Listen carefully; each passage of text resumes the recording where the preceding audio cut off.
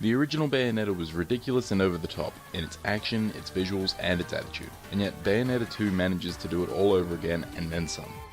The game puts players in the pistol-equipped high heels of Bayonetta once more, to take on the hordes of heaven and hell alike.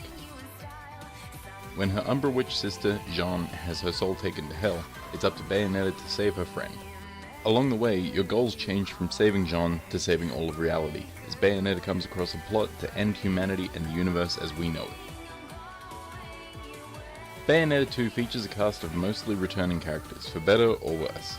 I don't often mind comic relief characters, but Enzo is straight up annoying and even disgusting at times. Bayonetta, on the other hand, I find quite likable.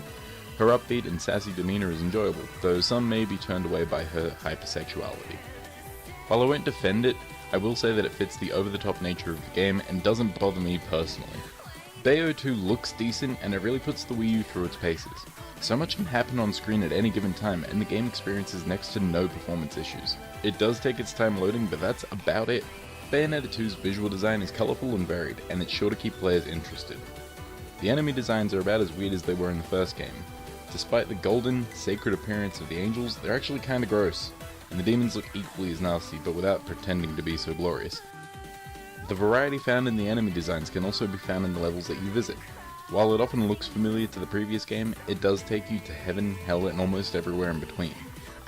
The cutscenes are always fun to watch, but the original static pseudo cutscenes make a return, and while they don't ruin the experience, it does cheapen it somewhat. The gameplay is where Bayonetta 2 really shines, and I'd hazard calling it one of the most enjoyable yet challenging action games of recent memory. The action moves fast, and most enemies will give you a substantial challenge, especially if you're new to the genre. You have a variety of combos and moves to help you fight your way to victory. Among these are Witch Time, the ability to slow your opponents down after a last second dodge, and the Umbran Climax, allowing you to lay the smackdown on your foes with magical hair attacks. Yep. The game also features alt weapons that you can buy, as well as items that modify your playstyle. The boss fights take things to a whole new level. For instance, this is the first boss of the game. Any other game and this will be the final boss.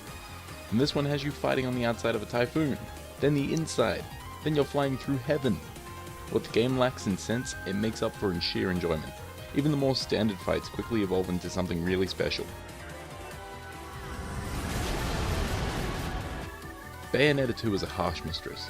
It'll throw challenges at you whether you're ready or not, and it will grade you as you go.